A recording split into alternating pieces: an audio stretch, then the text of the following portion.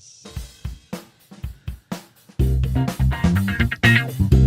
Hello, everybody out there in the world. Welcome to a special live streaming roundtable about music featuring the hosts and producers of Daily Music Headlines. I'm Tom Merritt, executive producer of DMH and moderator for our monthly panels.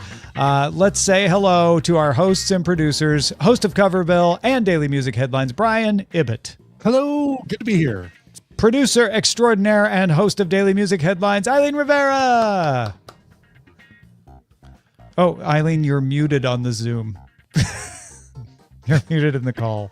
Oh, hello. Good to be here. That's why we have producers like Hammond Chamberlain. Hello, how are y'all? Yay. And Anthony Lemos. Amos, how's it going? Rock and roll. Ooh, wow. Where'd that come from? It's just inspired.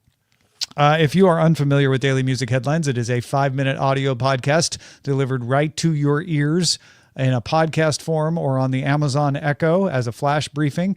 We keep you up to date on the biggest stories in music across all the genres. We had Blackpink and country music in today's Daily Music Headlines, didn't we? We did, yes. All across the spectrum. And the other day we talked about Slipknot's new record label, Vomit Face. Yes, Yeah. we did. And Where else can you get I had that? a hard time not laughing when I said that one. We might have had to do a couple takes on that one. Yeah, that's fair. We've got a couple of emails this time as well so that we will start with, and then we all have topics that we brought. What is that email address again, Mr. Ibbott? It is feedback at dailymusicheadlines.com.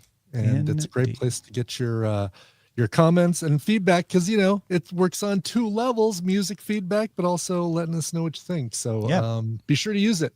It's free. You said that was feedback at dailymusicheadlines.com. That's Exactly right. what I said. Yes. So, That's pretty much exactly what he said. Feedback at dailymusicheadlines.com.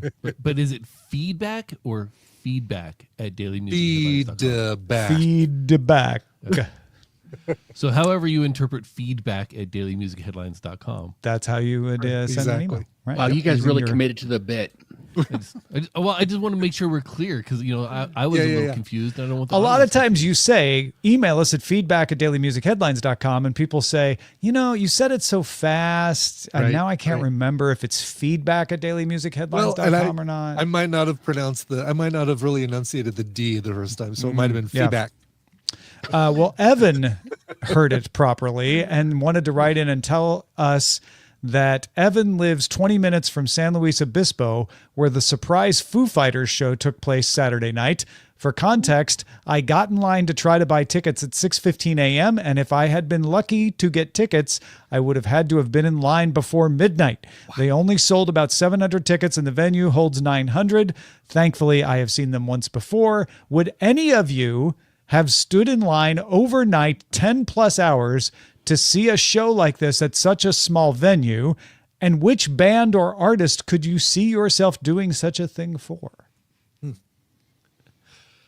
I'll start because I actually saw the Foo Fighters during the pandemic at a very small venue here in Anchorage. Oh, wow. It was small enough that at one point the lights got cut out and we just lit the stage up with our cell phones. Yeah, and their instruments stayed Yeah. working. Well, Yeah. the light outage was intentional. The cell phone lights I don't think were, but yeah, we just all held up our cell phone lines and the place was pretty lit up. That's how small. Oh, it was. that's great. That's Wow. awesome. That's great. And yeah, honestly, I would wait 12 hours in line overnight for some Foo Fighters tickets because they put on an amazing show. I waited in a big long line to see him at BlizzCon one year. The longest I've actually waited in line was about 6 hours for Garth Brooks tickets. Back in And how long? 90s. And how long a wait was that? it was about 6 hours. We got there. How long a wait was your 6-hour wait in line? Yeah. Oh, did you say 6 hours? I thought you said. So didn't hear you say the number. we had a ticket office on base, and we went down there pretty early before they opened, and then they came out and did a lottery, and my buddy and I ended up being about midway through the lottery. Yeah. So we got decent tickets. And got to see Who them waits in a Corby, South physical line to buy tickets these days? They're all done Right. online. Carolina. Yeah. Right. That's kind of unusual. In That- which that case, is. my most recent experience is waiting about 3 hours to get Taylor Swift tickets twice during Yeah. the tour. Online, waiting 3 Online. hours online. Yeah. Yeah. Yeah. Just sitting. But in he the was queue he was waiting for also my turn. playing, WoW at the same time, so it's almost not like waiting at all. I mean, That's you're the not- beauty you're not of the far from Ticketmaster wrong. queue, right? Right. One time I was actually helping produce Daily Tech News Show while in line for Ticketmaster. I have never been doing a podcast while also in line to get tickets for a K-pop show. Never. Not once. Never Okay, happened. not once, more than once. Yeah, I think I got twice tickets during during Daily Music Headlines. With Ham and I were in the process of recording. I got in line for Ticketmaster for that one. Who would you wait in line to get into? Like, it's not just Like a the waiting in line for the physical tickets; it's line. also the Yeah. waiting in the physical line for overnight.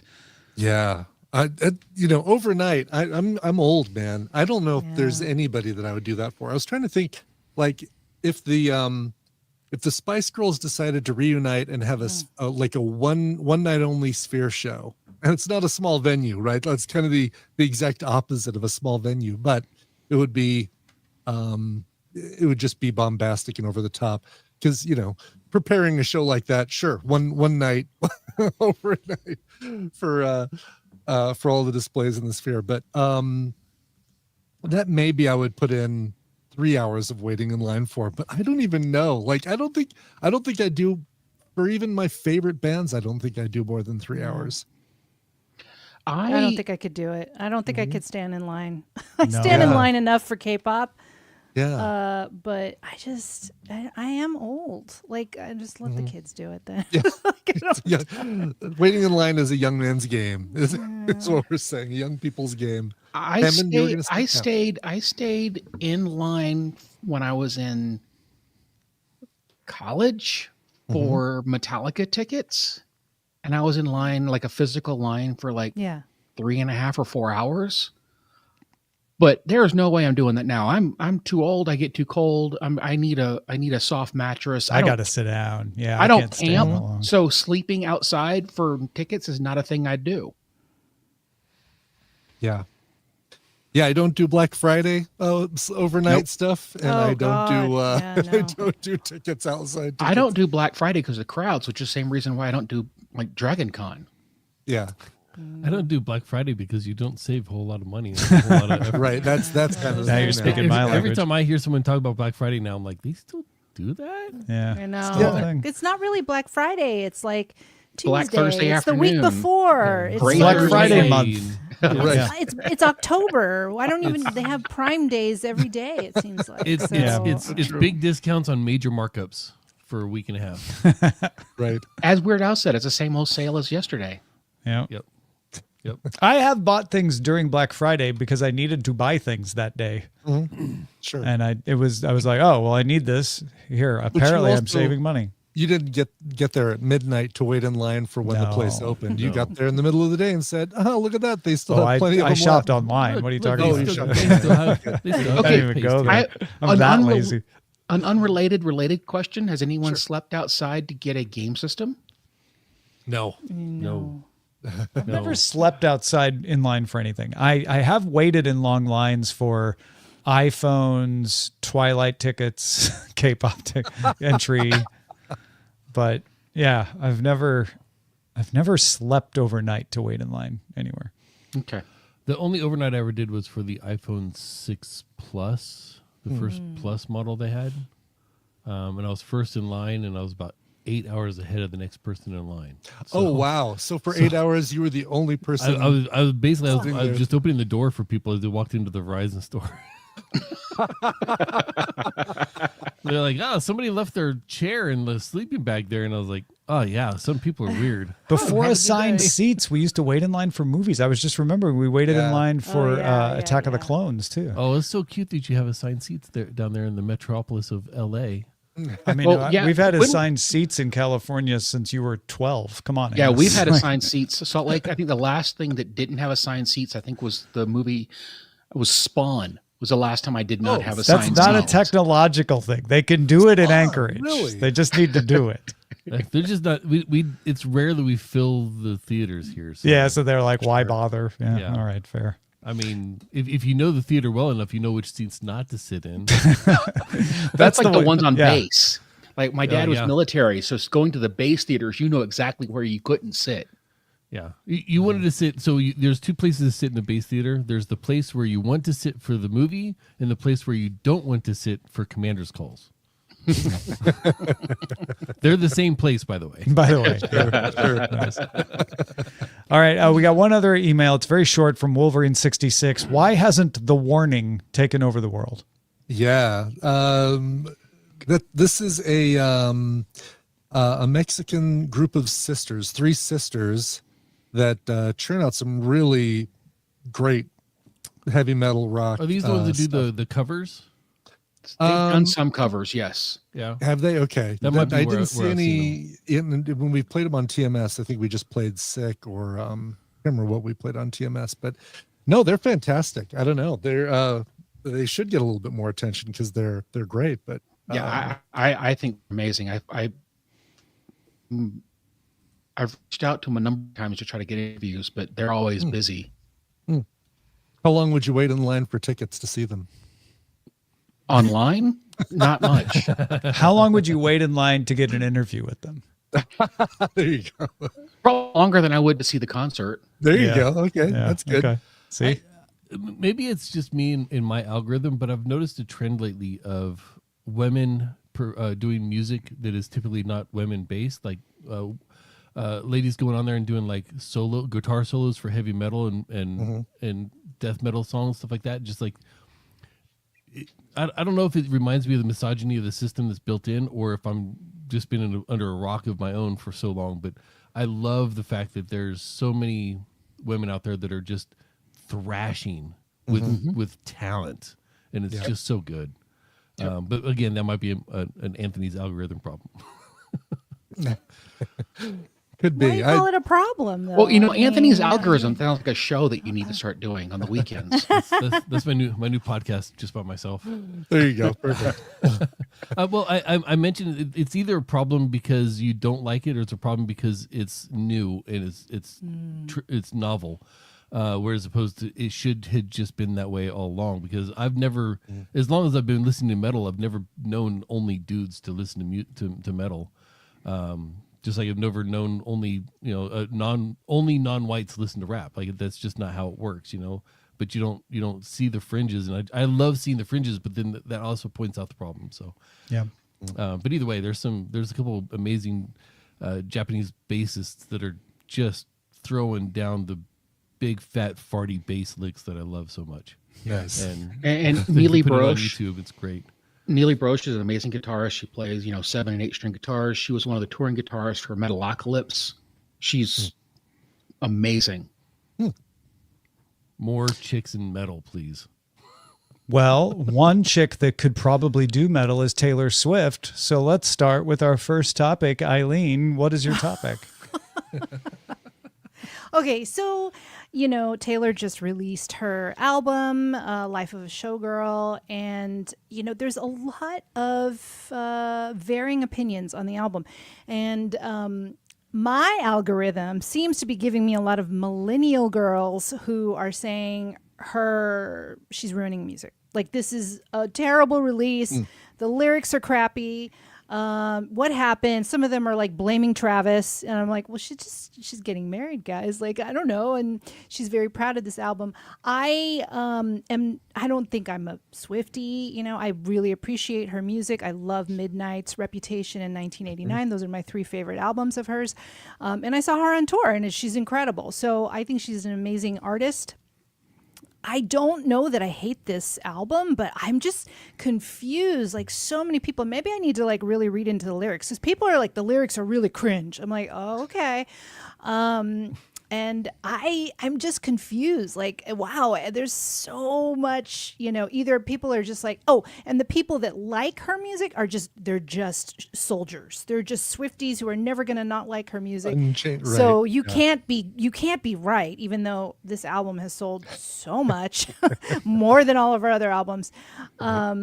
So I am not that millennial girl that is hanging on to Taylor for dear life, for her to be the leader of, I don't know, American girls out there. And so I'm just really confused. Like, wow, people, and everybody has a right to their own opinion, and that's great. You don't have to like the music. You don't have to like the album at all. But why? It just feels like people are thinking she's either ruining her career or ruining music. And isn't that always the what's thing though? Going on, when something is super popular, isn't there Yeah. always there's going to be your army that says no, it's perfect, it's fine, nothing is wrong, and then there's the backlash community that just automatically wants to go against whatever is popular, whether it's good or not, or factual or not, or And some people are saying that she rushed this album. I'm like, she just did it in between her eras. I mean, she's, she had some, because you know what happens to her after each of those shows. Like, she can't talk, right? Like, she's vocal rest. So, like, if you're not going to talk, you might as well write or do something. I don't know, maybe read or cook, whatever. And I know she bakes a lot of bread. But like, How do you know that? Well, I watched her, How would you ever her talk know? show interviews. She was It's the- gifting bread to all the hosts. it's stuff the 8th like that. song on the new album is Sourdough I songstress. know. Oh, she was like really excited to have a bread that she made in the music video for Ophelia or whatever. Really? Like seriously, yeah. There was a behind the That's scenes. She's like, fantastic. "What? That's my bread I made." She did a cover Anyway, of Rise Up that was all about bread. I think you're right, Brian. Like whenever there's, and maybe there's just too much expectation that she Maybe, just has yeah. to level up every single time, and she just can't have, like, some people think that the songs are lazy, she hasn't innovative, and I'm like, does she need to every single time? Like, But see, so here's the thing: every artist is ruining music for some listener. Every time she's they got put the something out. loudest noise. Or at least the listener is saying they are, right? Right. Yeah. But and also, even if this is a bad album, it's about time Taylor Swift had a sophomore slump. Yeah, right. She's know? been hit after hit. Like, you can't always know, be great, Finally, and she's all- accused of selling out. Yeah. it's Taylor Swift's Chinese democracy. Finally, No, it's her saying anger is what it sounds like. oh, Saint Anger, yeah, right. Yeah, that's her saying anger. As long as she doesn't continue on to Lulu, we're good. Sorry, a little deep cut there. But this is one of those things where I think people have an expectation of her music, and this is a big change for her because it's not angry and sad and in turmoil. There's actual happy songs on here, and there's I Told You So songs, and there's like, but either way, Taylor Swift can only ruin your music if you let it into your algorithm. So Or you stop let it listening to the ruin your music you don't like. Don't you listen know? to it. Exactly. Right. Yeah. I mean, is it fair to expect that she has to like revolutionize music with every single album? I don't know that that's, It's no more fair to expect for her to revolutionize every time than it is to expect her fans to love everything regardless. right. Sure. Like, Yeah. this is the world of subjectivity, and not every yum can survive a yuck. It is what it is. It's true. So true. Yeah. So And I guess also, oh, go ahead. Go ahead. I was going to say, and also there's this whole idea of building people up than just to knock them down. So there's that. Yeah. That Right. also It's that tall part of poppy it. syndrome. Yeah. Yeah. Yeah. She's happy now. Let's tear her down. Right. Yeah. Yeah. It's- yeah, there's a couple of things at play there. One is every time someone successful does something, there is an impulse among all of us to compare it and say, do they still have it? And some people enjoy saying no. They want to say no. Then there's also well, I know she's happy, so I bet her music won't be as good. And people come into it with that lens Right, of like, right. I've raised the standard of how good it has to be because I have decided it probably won't be as good. Yep. Yeah. And then, again, I feel like if you don't like and you have these like feelings, it's fine. You are totally justified to not like something. I just have never. I think this is the first album. I know some people, the last album were kind of like, oh, okay, but not like this. To me, there's a lot more anger about. It's hard this. to tell, but it does feel like there's a little more. Yeah. There's a little bit more this time around than before, because there's But that always could gonna just be people who don't because like. it builds every time, right? It's hard to tell. Yeah. Right. I still say you go outside, you touch grass, and you hit the skip button. Right. Exactly. Yeah, don't listen. You Yeah. don't have to listen to it. Yeah. I know Also, there's I wonder, I wonder if people who don't like it now, like 6 months from now or even a year from now, like, oh, actually, I really like that song. You know what I mean? Like, totally, they will. Sometimes, Yeah. sometimes you don't like something because Right. of where you're at in life, and you don't want to hear it. But then maybe a year from now, oh yeah, actually, that was pretty good. I don't know. I Maybe I think do want to hear that blessing song and the about curse Travis of this Kelce's album- Anatomy. it's the blessing and the curse of this album is that it's instantly familiar. Right. Yes, Yeah, right. And frankly, with the way things are, it's a little bit of oversaturation just because every single song is in the top 12. Yeah, because no Right. one's listening to it because it's so bad. Yeah, It's so exactly. bad, no one's listening to it. That's why it's it does- top of tree streaming. I hate charts. this so much. I listen to it over and over. It does give you Yeah. like that the Billboard charts do give you an idea of which songs people are listening to the most though. And for all the people who complain about the song Wood, it's up there. It's number 5. It's number 5. It's not the bottom. So Also, yeah. not a bad song. Like, just in my own opinion, it's got And it a was groove funny. to it. I was talking about the lyrics with my wife, and she's like, okay, you can't just read them because that's weird. You have to listen to them with the music, and it makes them better. I'm like, okay, Yeah. you know what? Adding music to weird lyrics does make it better. Think of every musical ever written. Think of all of They Might Be Giants. Yeah, exactly. the Beatles, yellow matter custard dripping from a dead dog's eye. Sounds Yeah, horrible. gross. But when I don't you want put to it in know. music, it's fantastic. Chipping from a Anyway. dead dog. Oh, okay. Yeah, I like that. Yeah. Oh yeah. Yeah. That's got a hook to it. I just think there's more to be outraged about than Taylor, in the world than Taylor Swift music. But like this is your a point, s- Amos, just touch grass sure. and move on. Like, But this is a safe outrage because it's not. Yeah. This is Maybe a that's safe it. space for outrage. It's not political. It's not religious. It's Right. not sensitive. Safe You're not rage. going after Okay. a group of people. If, This is a if you sensitive express outrage. rage about actual events, you're going to get so much Canceled. rage back. You might get, yeah, exactly. It's risky. Whereas this, Yeah. you'll still get rage back from Swiftie fans, but I you don't, see. maybe you don't care as much. So they're not going to be life threats. That's the they're not going to be death The threats. best Yeah. part, the best Yeah, part go about ahead. this album for the people that don't like it, you can still listen to Reputation. That's Or right. 1989. Oh yeah. no, they Yeah. deleted it, didn't you? Yeah, like all of her past music that you identified with so much Yeah. is still there. No, she removed all of her previous music, but with time travel. Yeah. That's right. Taylor's Ham- reversion. Hammond, you Unversion. have a Revision. Hammond, you put an article in our doc about, and it's not what I was referencing her album, like in her release and what it means to music in general. But you have something else here related to ticket prices. So yeah, there's this article that was in Alternative Nation about how the Eras tour and that sense of scarcity has created a problem for another huge tour that's coming up, the Rush tour, the Rush reunion tour, and how this false sense of scarcity is creating problems for ticket prices. And the ticket prices for the Rush reunion tour are prohibitive. I mean, I don't know how people are putting their lives on hold to get these kind of tickets because they're stupid expensive. Oh, really? How much? Like I- thousands? The last time I looked, it was like $500 for a ticket. Okay, I'm gonna look. I love looking at ticket I prices. mean, I 'cause I'm, think- like Yeah. outraged. Hammond, the problem here is that the men who hold high places must be the ones to start to mold a new reality. Oh dear. Closer Oh, I don't know. Yeah. to the heart. No, yeah, no, and old friends growing old, Trees. trees. Yeah. Let's all exit stage left now. Let's fly by night away from here. Thank you. And with that, we move to Ibbott's topic. I was going to say that the ticket prices are $2,112. Are they really? No. Or is that just the That's just okay, 2112. that'd be- that'd 2112. be great. I mean, Okay. it would be horrible. They and- should sell one ticket for $2,112, and you get gotta to sit backstage. on stage. Yeah, right. Ibbott, what do you got for us? But you have to stand there like this. Naked. My topic exactly.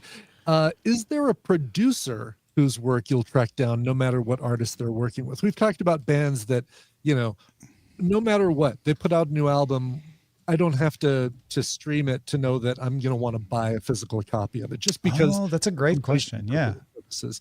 But are there producers that you automatically go, I don't know who this band is, but I know the producer and I'm totally going to listen to that. And for me, 3. okay. For me, there are two that without fail, I'll listen to. The first one is Greg Kurstin, who, speaking of Foo Fighters, every year he does a Hanukkah thing, a set of covers with Dave Grohl that they put up on YouTube that are fantastic. But he's worked with Sia, he's worked with Lily Allen, he's worked with The Bird and the Bee.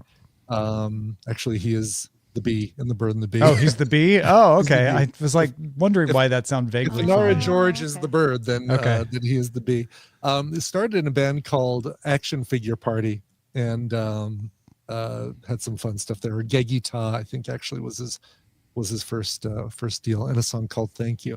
The other one I follow automatically, and the reason I brought it up is because he just had a brand new, or is producing a brand new album. It's a guy named Jason Faulkner, and you might remember a 90s band called Jellyfish. They were pushing that whole kind of psychedelic sound, but doing in the 90s with the weird, hats and loose marijuana references and things like that.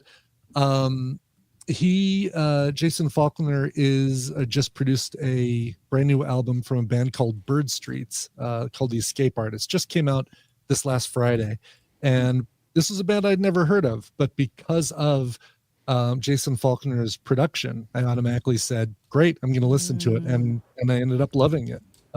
It's a great way to find somebody. But some people follow Max Martin, who did, all the Backstreet Boys and Britney Spears and NSYNC stuff in the 90s and early 2000s. Jack Antonoff is another one that people are always excited to see what he's doing these days. Are there any producers that you guys let's start with Hammond, because you mentioned you have three. Yeah. So I've got the first one will probably be Trevor Horn. Oh yeah, great that choice. sounds Yeah, Yeah, Trevor Horn, because I don't think he's worked on anything that I don't like. sure. So when I hear he's working and doing something, I'm in 100%. Yeah, Then Half the other of the one bug- be half of the Buggles. Let's cover Trevor Horn for people who don't know, but he's half of the Buggles. So Video Killed the Radio Star. He was a member of the band, or half of the band. Produced 9012, the Yes album with Owner of Yeah. a Lonely Heart. 90125. 9125. I try and make sure that I'm not saying the name of a 90s Beverly Hills TV show. Seal produced Crazy. Frankie Goes to Hollywood, The Art of Noise. If you liked a song in the 80s, there was a really good chance that Trevor Horn was somehow involved with it. Yeah. And on a side note, his book is awesome, and It is. the albums he's released kind of in association with the book are also really good. Oh, yeah. Yeah, it is really, really good. Okay, who's the next So one? Alan Parsons, Oh, okay. Is he still he producing still does stuff? production. He had one of the last things he did was the last thing that I really paid attention to was he was working with Steve Wilson on his Raven Who Refused to Sing album, which is amazing. And I'm sure he's still doing things. But yeah, if he's worked on it, He's still doing projects. yeah, very much so. And then the last one, and you might want to make fun of me for this, but Bob Rock. Oh, I wouldn't make fun of you on that. I'd make fun if you said Kid Rock, but I'm not going to make fun of you for saying Bob Rock. No, Bob, I don't know exactly what he's up to nowadays, but when he was in his heyday, he was pooping gold. His heyday being the mid 80s to mid 90s. Yeah. Yeah. Or probably the early 80s to mid 90s. And you're right, Paul. All of Steve Wilson's work is amazing, especially his 5.1s. You're not wrong about that. Yeah, there's people might not realize how much of a producer's sound sometimes bleeds into the album. Best example of that, I think, is Jeff Lynne, when he produces things for the Traveling Wilburys or people after the Traveling Wilburys. I mean, if he walks by a studio, it sounds like Yellow. It sounds like Yellow. Yeah, there's a Totally sound. Yeah. Yeah, but the Tom Petty albums he produced afterwards, the Roy Orbison stuff, the George Harrison stuff he produced afterwards, definitely had a ELO feel to him because of his production work. I'll throw one more deep cut in there, and that's Kevin Gilbert. Everything he touched sounds like Kevin Gilbert. Sure. It's a great example. And probably the reason there's a soundography. And Yeah, there's absolutely. Daily Music Headlines is because Hammond and I bonded over our joint love for Kevin Gilbert and his music. There's a little bit of that kind of producer, like, this definitely sounds like X in the K-pop world for like, and I broaden it to the agencies. You know, the agencies are basically the labels in Korea. So SM is a they have EXO, they have aespa. They definitely have a sound. And if you like that sound, they just keep turning out the same kind of sound for The their SM groups. sound. Yeah. And then there's YG, which the main producer there from the beginning has been Teddy, who produces Blackpink songs. And the other artists that you hear produced by him, there's often like, oh, when you find out, yeah, okay, that was made by Teddy. Okay. And then there's Hybe, which is more diversified. But the unifying thing there is that their songs tend to be more Western leaning, whereas the songs and then there's also JYP. That was, I don't know that his teams all sound alike, to be honest with you, but they're not necessarily all Western facing, even though they have a lot of great artists like Stray Kids and Twice. But Hybe has this sort of mentality, I feel like, their music, and there are some producers that cross between the labels because Hybe's the big umbrella and then there's all of these other labels underneath it. There are some producers that cross those labels, but this generally, and which is why I like the Hybe groups, they appeal more to a more global audience, whereas I feel like the other labels are very Korean first. And not that the Hybe songs are not in Korean, they are, but the tone, the musicality of it feels like it can reach more of a Western audience than the other labels. And they all have their own distinct sounds. It's interesting. So it's interesting too, because YG has Teddy that everybody talks about, and he's a legitimate producer, right? JYP has JY Park. He's a performer, you know? And so you can see more of a through line with JYP's artists around performance and singing. And then Hybe has Hitman Bang as their founder, Bang Shiuk. And he's a songwriter. He writes hits, and you'll see his name on the writing credits for almost all the Hybe artists. Right. Yeah. And so it's interesting how there's those different through lines on those different agencies. And if you ever get to know JYP, I know you like Twice, Brian. You won't believe that he's the person that wrote a lot of those Twice songs. Oh, really? Okay. He did. You just if you listen to, because JYP has his own sound, his own music, and he's a character, to be honest with you. He calls himself the Asian Soul. Yeah.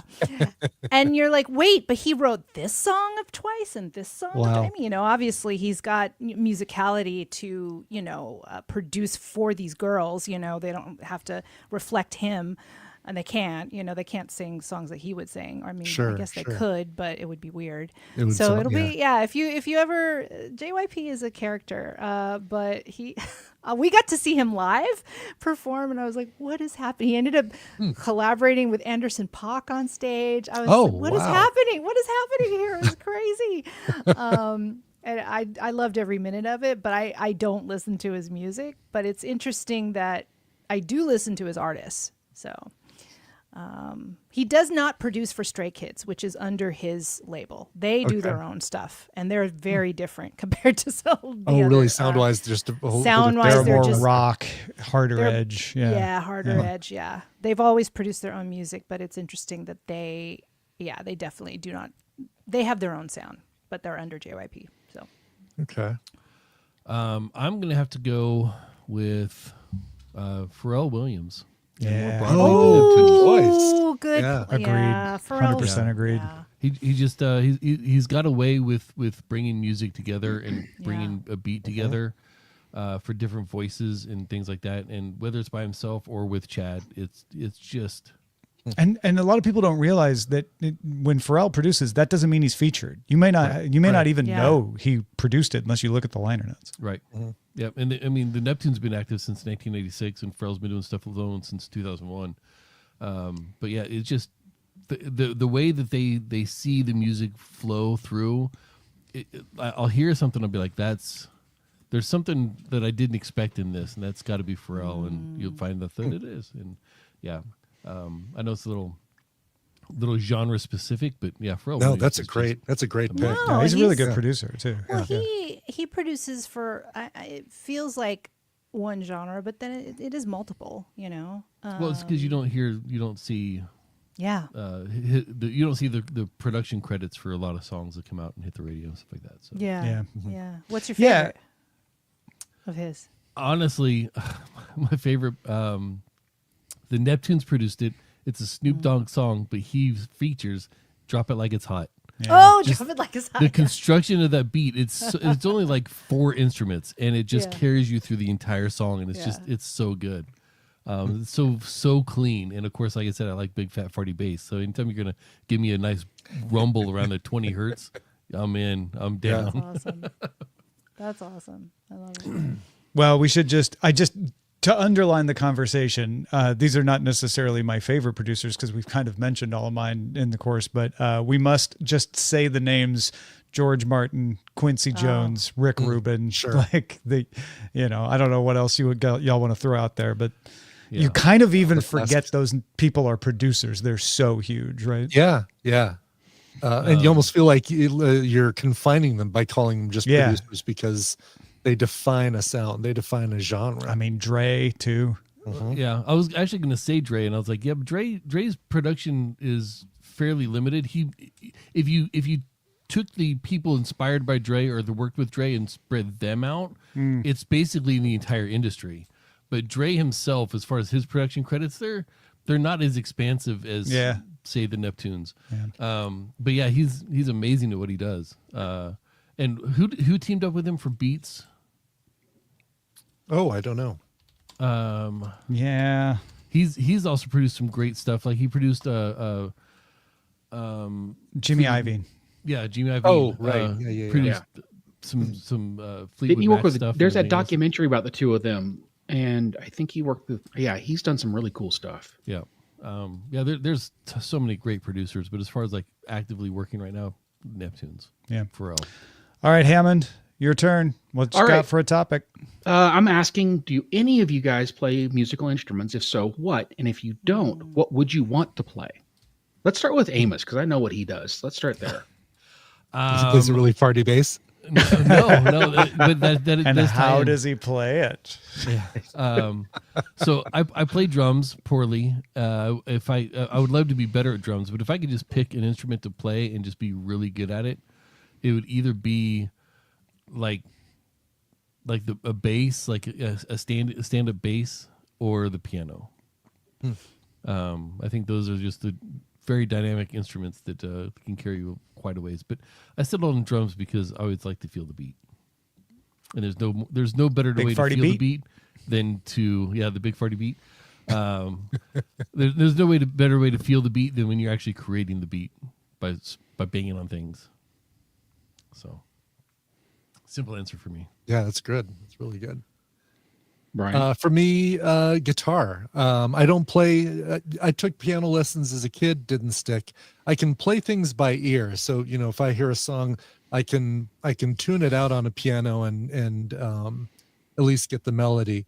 And there's all these goofy instruments behind me, like the automaton up there, and that weird Lavagini guitar back there, just out of frame. But just being able to play a 6-string guitar. The reason is because portability. I'd love to just be able to, go out to the fire pit with the neighbors, bring out the guitar and lead them in. Oh, so you sing-alongs don't of- actually play guitar. You'd I like to don't. play. I'd Oh, like okay. to. That's the I instrument I'd like to play. Yes, Gotcha. there are no instruments that I can actually really play other than, playing by ear, a little bit of piano, and these, like I said, these really goofy instruments that I have around me. But guitar for the portability and for the just the easy. Yeah. Piano would be nice, but Just pick up a guitar. You can always pull in a piano to Around the He's campfire. not telling you that he's also a master level kazoo player, but or So nose there, flute. too. Yeah. Yeah. Oh yeah, nose flute. Yeah. Yeah. Knows a he's, phone. he's trying to be humble right now, but it's okay. Well, we have a piano in our house. I mean, not a full. So, It's an electric piano, but still. I failed at relearning. So I do play piano and I can read music. And I took my friend's keyboard when she moved to London. I was like, I'll take it because I should practice. Sure. I don't practice. I've been meaning to practice. Because it actually, it's electric piano, so I can, plug in headphones and nobody can hear it. But I really need to be motivated, and I haven't been. I found all my sheet music, and I bought some more, and I still haven't really played. So I feel guilty. Play. Like it's not like, oh yeah, don't maybe put the headphones on. Guilty Like when you play, it's enjoyable. I know. I mean, I used to really be able to play, and then I just stopped. We're all our own worst critics. Yeah, I know. And then because we were in Hawaii, I was like, oh, I need to get a ukulele. That'll force me to play. And I can play a little bit because, I know I can read music. I just don't. It's behind me over here. And I look at It's it. a matter of making the time. It always is. That's the Right? thing. Yeah. Seven would freak out if I played. Maybe I should try. And I Definitely even the ukulele would downloaded an freak you out. app. I downloaded an app that could show me Seven all is the our dog. chords and stuff. And I really want to make the time. I just hadn't. I chose. You guys know I chose Korean to learn. So maybe I should go back to the uke at least. You know? Yeah. It's have just some portable. Korean sheet music. You could do both. there you go. Learn both Tom, how about you? simultaneously. I grew up playing the drums like Amos. So I play the drums badly, like Amos says he does. Last time I played the drums was at Scott Johnson's house in his It's part basement. of Rock Band is the No, wait, he had an actual drum set Oh, really? down there, and I played it. It was fine. I don't think it was good, but I could hit the drums in the right order and everything. But I played in high school band. Well, there was a jazz combo called JJT that I was the drummer for. I played the quads in the marching band, all that kind of stuff. But yeah, I don't really play instruments anymore. The closest thing I have to an instrument is that gift you gave me, Hammond. I can't remember the name of it. That little electro synthesizer thing. The stylophone thing. I got Yeah, you. yeah. Oh, The yeah. stylophone, exactly. Got one of those as well. Yep, that was the Christmas stylophones. Yeah. Right. It was a lovely gift. I took a lot of piano lessons, took a lot of guitar lessons, ended up playing harmonica professionally in college.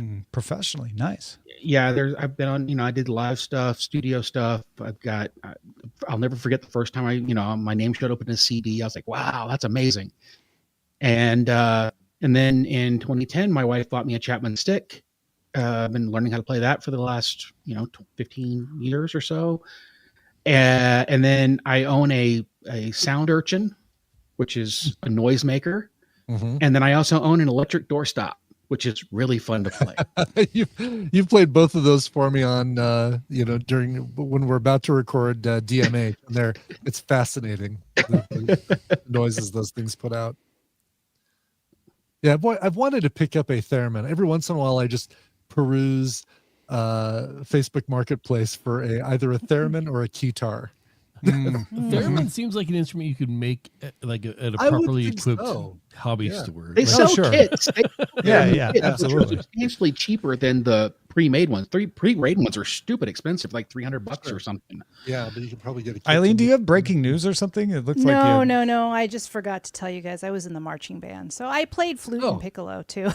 I don't think I could play anymore. I would have to really relearn. But yeah, I was in the band for 3 years. So And on a side note, I was told never to sing in church by my mom because I would offend God. So there is. Oh, I played the Wow. bells because I was in the percussion. That has music. Oh, sure. Yeah. Is that the one where you've got a bunch, like you're in a group of people that all No, have that two or was three? our church groups always did those bells. This was the thing that's it looks like a treble clef, but it's just a Oh, bunch of bars, and they oh, have so the, it's like and they have the the, note written on them, so you know which one to hit. it's kind of like the poor man's tubular bells. Yeah, Right. yeah. All right, let's finish it up here with Amos. Finish us strong. What do you got? Well, we all listen to music. We all have a way that we typically listen to music, usually because it's convenient. I want to know what your preferred way of listening to music is. So I typically listen to music in my truck, driving to and fro, or maybe doing some chores around the house, got some music playing on a little, external speaker.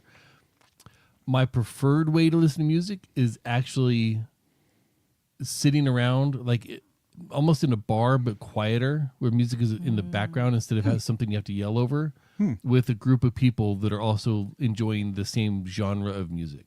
So imagine, I've got a bar downstairs here in my basement. Imagine sitting around, a couple folks sitting around having a drink and just talking while you're listening to music that everybody enjoys playing in the background. That is my preferred way, because it's a social.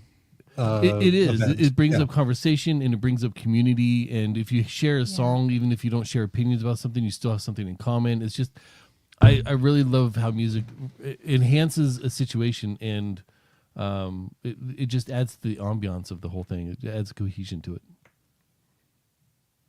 That's cool. I had friends who I never got to go to them. For a while they were doing these things called vinyl parties, where they get a bunch of wine, they have a turntable and some great speakers set up, and everybody brings an album, an actual vinyl album with them, and plays a side of that album. And it can be old, it can be brand new, but and it's not a matter of, okay, everybody quiet for the next 22 minutes. It's, there's conversation going on, you're drinking wine, but it's also like, okay, now check out this part right here, listen to this, or oh yeah, this song is really cool, it's about blah blah blah.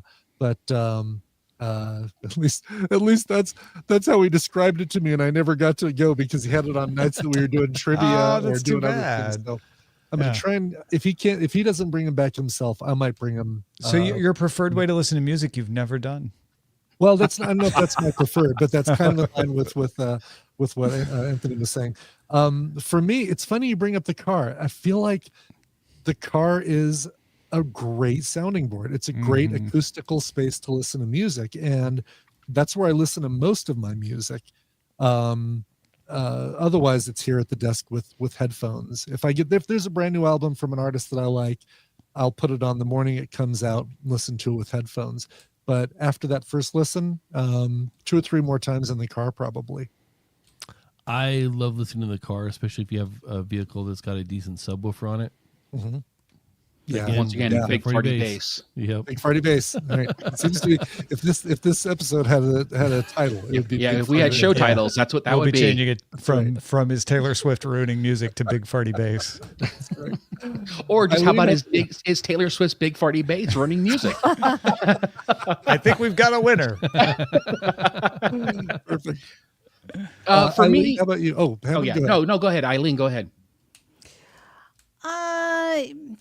Honestly, is the most expensive way to listen to music, which is live. That's my favorite way, is going to a concert. To be honest, that's like, I just going to a concert, and then you discover, like, I love, when I go to a show and I'm like, oh, I like this song more now that I heard it live. You maybe you're familiar with something, but because you watch them perform it, it's like, or him or her, it came alive, and you just didn't realize, that was going to be maybe your favorite song, now.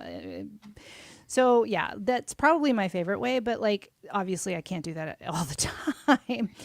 I just like Even to though turn it does up. seem like you and Tom are constantly going to concerts. I know. We don't have anything until Cat's Eye, December. December 13th. December, Yeah. Oh, nice. Let's Nice. all put it on our calendars and celebrate Cat's Eye Day with Tom and Eileen. Cat's Eye Day. That's right. I'd celebrate. That's I watched right. that. I watched that series on Yeah. Netflix. It was fascinating.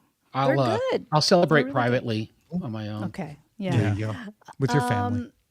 I just, I love the atmospheric way that you explained, Amos.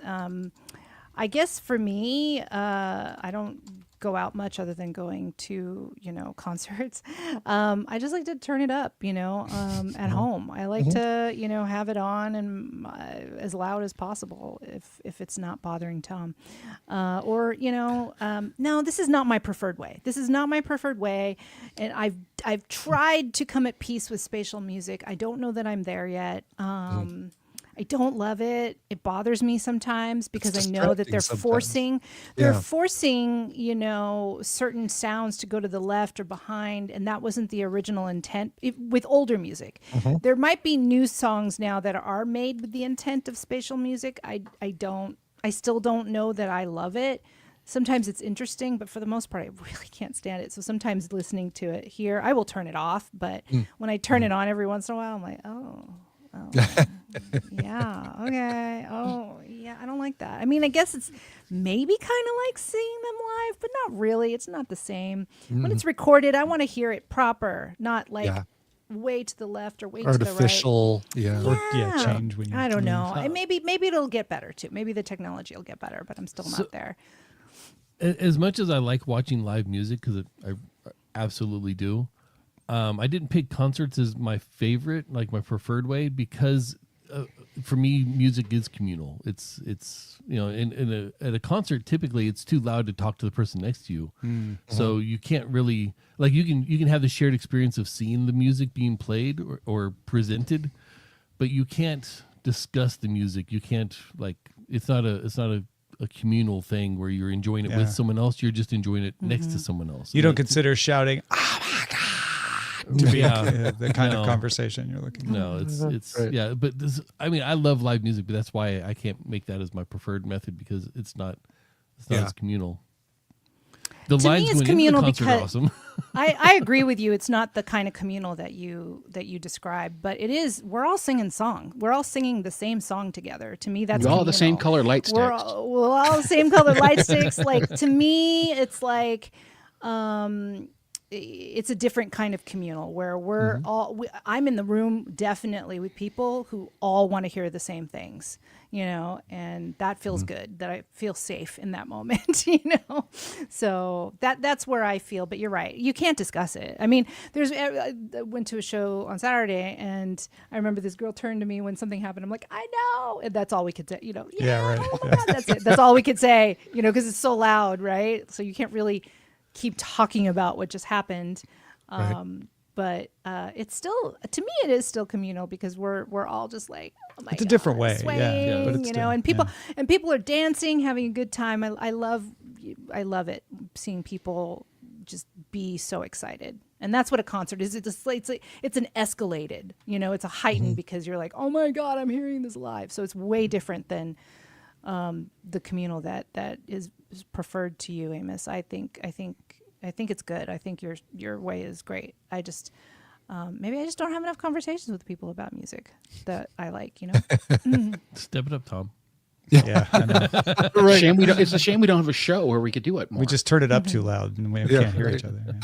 Yeah. Hammond, did you go? No, I did not. Yeah, I'm so curious. we have a Sonos system in the house, and so we've got speakers littered throughout the house, and we can pick, all the same thing or different things. And so when we're doing housework or when something's going on, it's nice to have music playing. When we have people over and we're playing games, we have a channel that we've kind of all settled on, and music's playing quietly, and we can talk about, sing along if we want to, or we can talk about the song or when we first heard it. We learned that some of the people we know did not know who Huey Lewis was, which made me feel exceedingly old. And then, of course, I had to stop and take them to Huey Lewis school. Yeah.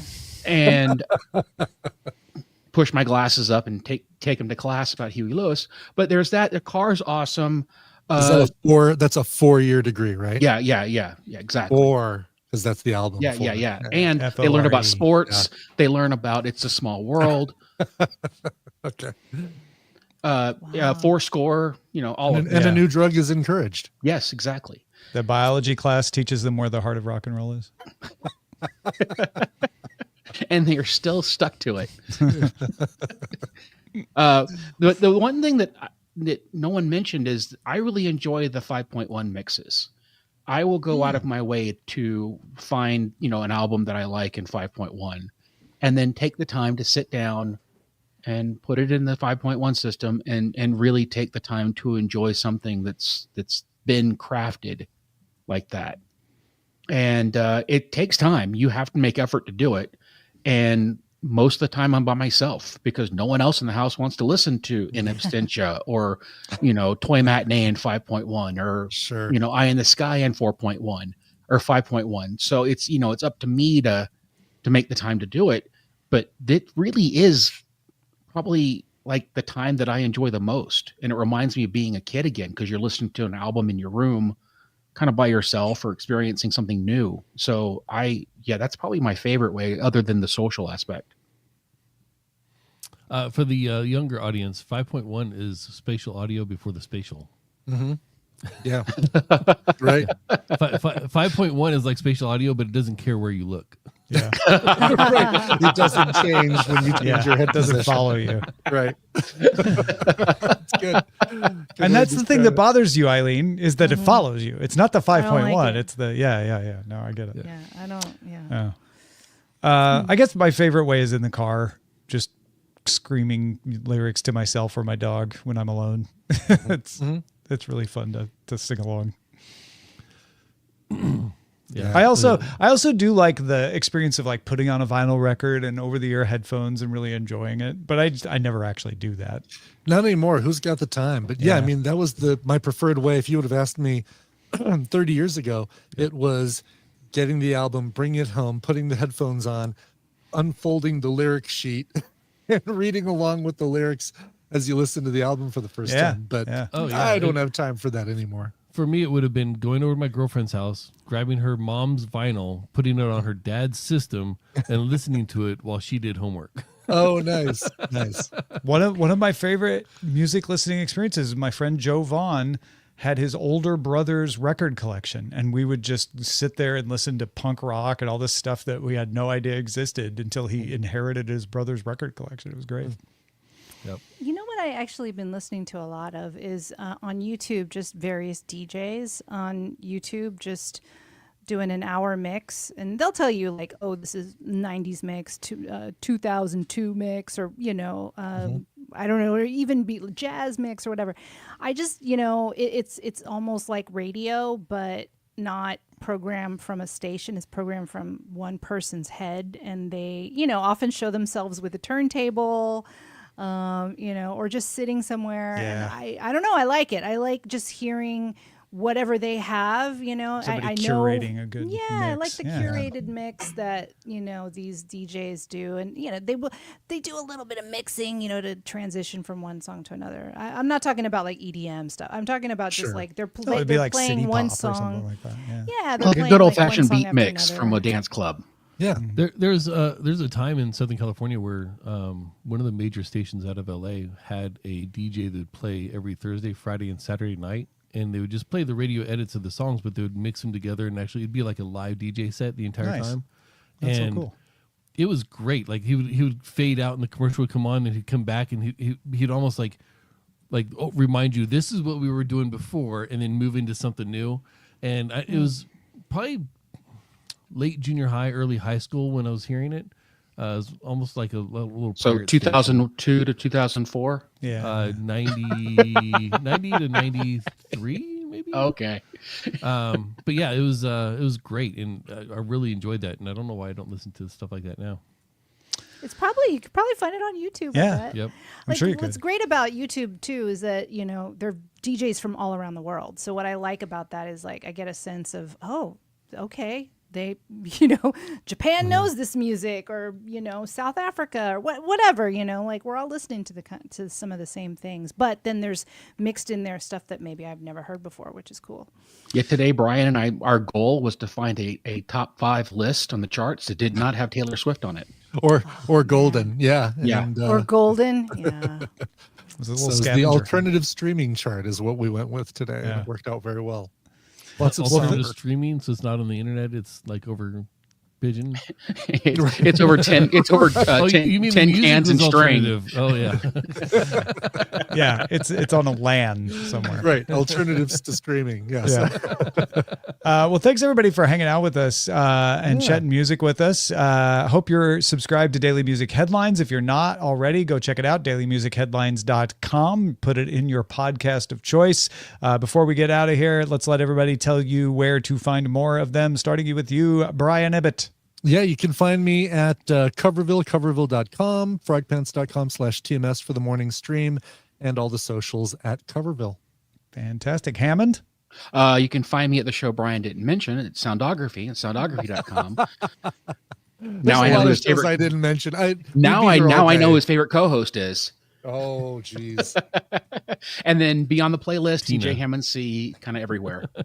Amos, what about you? Daily Tech News Show, Monday through Friday. I've got a part in some part of that show every day. And you can find me on Threads. That's like the only social media, that and TikTok. And TikTok I only consume. Threads I sometimes actually reply. So Threads, the tapestry of Instagram. it's like Twitter was before Twitter went sour, and it's at the cusp where I think it's about to go sour itself. You'd be looking for something new. Like, It's I'm just reaching gonna its keep- best before date. Yeah, it's getting there. But for now, it's fun, and it's giving me the news that I used to get on Twitter, which is what I really use it for. It's just Face of E, where can we find you? Oh, Face of E on TikTok and Instagram for sure. Fantastic. I am Ace Detect. Good luck. Try and spell it. Follow me. I'll talk to you later. Thanks, everybody. Bye. See, this song's got a big farty bass.